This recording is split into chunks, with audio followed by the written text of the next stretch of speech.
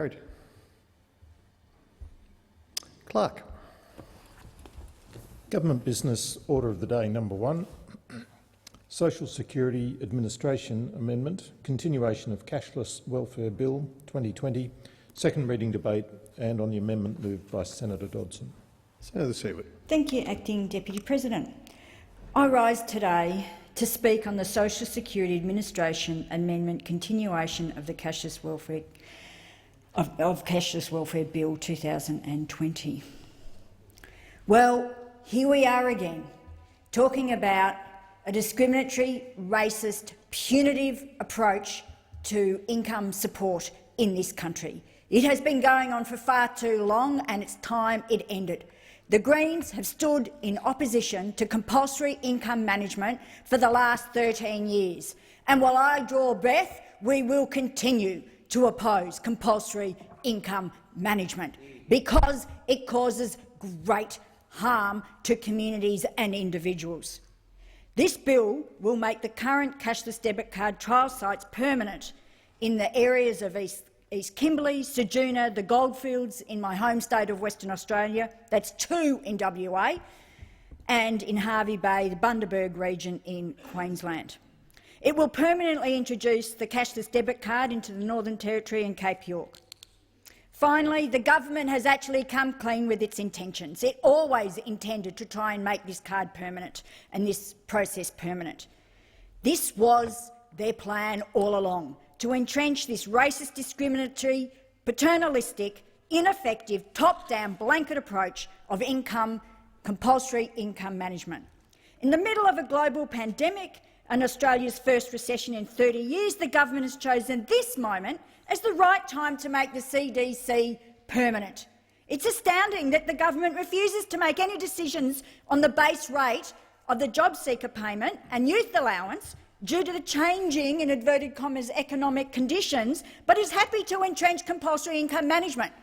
You can't raise the rate, but you can entrench this punitive approach. I'm so deeply disappointed that this bill did not receive the scrutiny it deserved.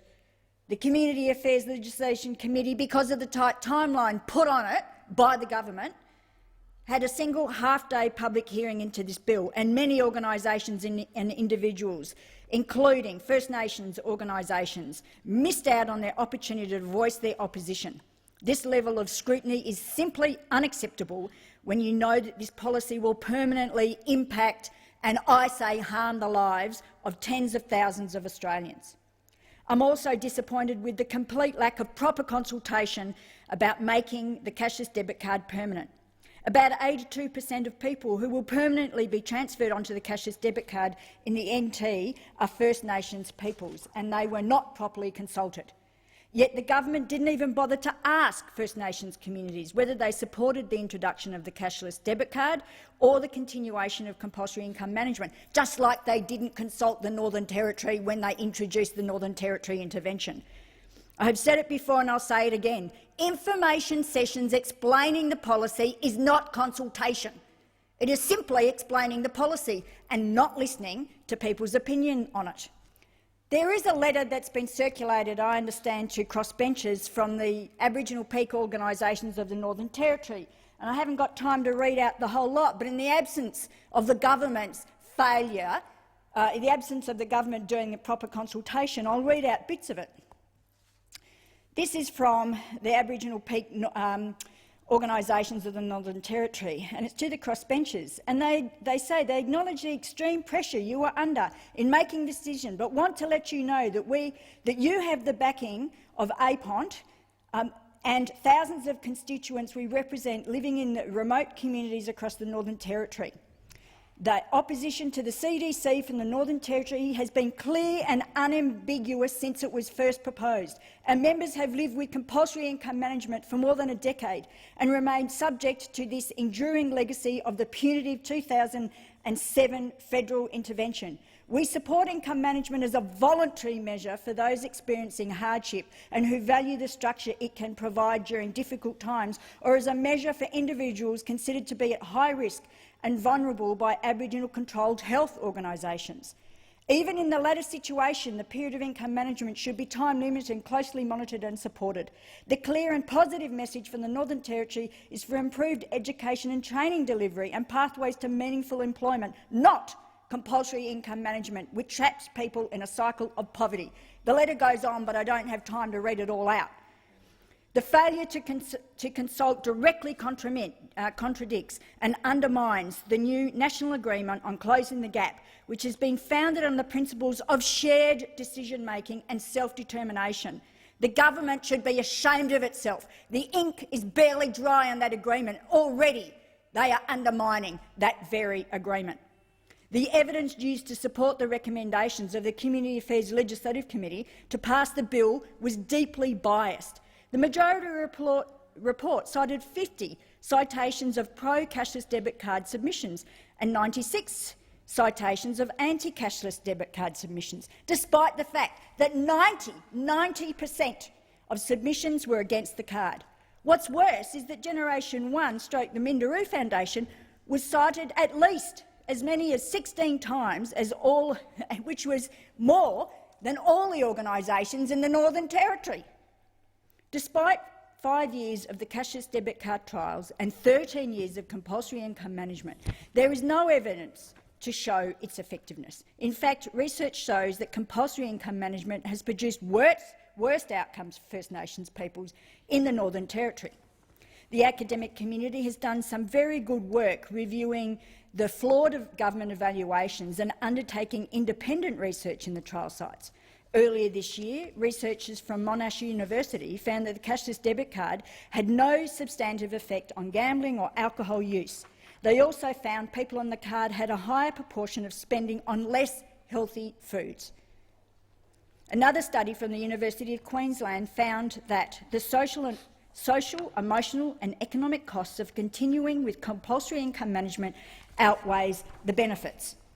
Unsurprisingly, the government is refusing to release the latest University of Adelaide evaluation. Here we are, debating making this card permanent, making compulsory income management permanent, and they won't release the study that they've paid around $2 million for, and wasted hundreds of hours of participants' time through that review process, and they won't even release it so that we have the benefit of looking at it, so in order to consider these bills.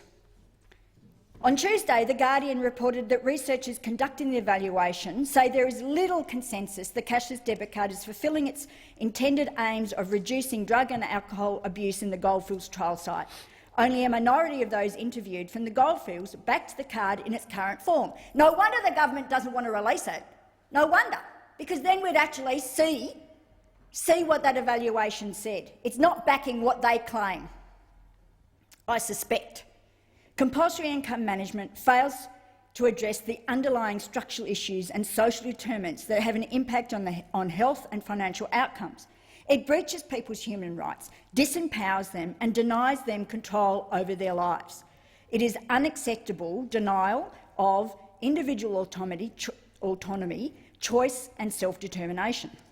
Yet the government continues to obsess over this ineffective policy when we desperately need reforms in our social security system that would make a difference, like increasing the job seeker payment, for example, making sure that communities had access to quality social services and support services, and that they were there and could be accessed on demand. I would like to acknowledge the government MPs, like Bridget Archer, who has displayed courage in speaking out against this card. Miss Archer knows what it's like to live on income support payments and recognises that the CDC is not the answer. Maybe if more parliamentarians have lived experience of the social security system, then they would understand this card is not the solution. They would understand how people feel when their income is managed, how it takes away their autonomy, how it makes them feel anxious, how it makes them feel like they are losing their dignity because somebody else is controlling their money. I find it deeply problematic that the objectives of the cashless debit card have shifted under this bill. There is a new objective of the policy related to financial literacy, namely to support program participants and voluntary participants with their budgetary strategies. This is unbelievable given the imperial research which shows that the cashless debit card has not only failed to support people with their budgeting strategies, but has made budgeting more difficult by preventing people from paying their bills and rent. We also have to ask whether the cashless debit card could ever be an effective budgeting tool when the biggest challenge facing people is the low rate of the job seeker payment. People on income support are some of the best financial managers you can meet because they have to make, until the coronavirus supplement came in, they had to manage on $40 a day. I tell you what, that takes a lot of financial management, let me tell you. The cashless debit card is an outrageous waste of public funding. We have no information about the costs making the card permanent because we're told that's commercial in confidence. The supporters of this bill are essentially giving the government a blank cheque to spend an unknown quantum of money rolling out an ineffective policy. This is irresponsible and reckless from a government that claims they're good financial managers. What a joke. There are a number of serious technical problems in this bill, which I'll outline a few of. It gives the minister the power to quarantine 80% of someone's income support payment with the card. While the bill maintains a 50-50 quarantine ratio for people moving from the basics card in the ENT and the CAPE onto the card, there is nothing stopping the minister from increasing this ratio to 80-20, like the other trial sites. This is unnecessary and unchecked power. You've got to question the government's motives on this. The bill also reintroduces an element from previous versions of legislation that enables the minister to revoke an exit or wellbeing exemption. This retrospective application of this could mean exit approvals made prior to the passage of this bill could be revoked. Again, another flawed mechanism in this bill. As we all know, an exit application process is already deeply flawed and not many people have come off it, given the number of applications to come off it. This will make that situation worse. The bill also removes the ability of the Secretary and the AAT to review certain decisions relating to child participation. It's just absolutely incredible taking these rights away. This means that an individual will no longer be able to seek a review from the Secretary or the AAT when they are first placed on the card and will instead need to apply for an exit or exemption from the scheme. Again, appalling. There's no clarity in this bill about whether the government intends to place new income management recipients onto the cashless debit card. This bill lifts the cap on the number of people that can be placed onto the card in March. Although the minister paused new entrants being placed onto the card in March, it's unclear whether this pause will remain in place if this legislation passes. Newly unemployed Australians have the right to know whether they will be placed on the card before the scheme becomes permanent. The government must come clean about this, and when I asked in estimates, the minister could not answer that question. This bill will be responsible for entrenching a two-tiered banking system that goes against Section 12DL of the Australian Securities and Investment Commission Act of 2001. Sending a debit card or credit card to a person who did not ask for one is an offence under this section of the ATSIC Act. Today I'm calling out ATSIC to take action against the government for sending unsolicited cards to people on income support. We have had 13 years of this discriminatory policy. It has not worked. The government can't produce the evidence. They produce anecdotal stories all the time. I get emails, Facebook messages, tweets every single day of people that have trouble with the cashless debit card. Every single day. Rent is a particular problem. They cannot pay their rent. I've had a lady who could not pay her rent on the card, had to get Inju to pay it. Inju told her that they had paid it. She went out and then made other purchases, only to be then found that her rent hadn't been paid. So, in fact, it made her life more difficult. She was trying to do good financial management. Inju, once again, stuffed up because they didn't pay her rent. So now, if she applies to exit the card, they say you can't manage your money. When it was Inju's fault, repeatedly, they will not pay the rent. They mess up all the time. This card is a racist, discriminatory, paternalistic approach that costs this country a fortune, but more importantly, takes away people's dignity, causes anxiety and stress. It is not a good measure. It is a poor measure. Compulsory income management is an appalling infliction on our social security system. Siewert, this needs to your time has end. expired.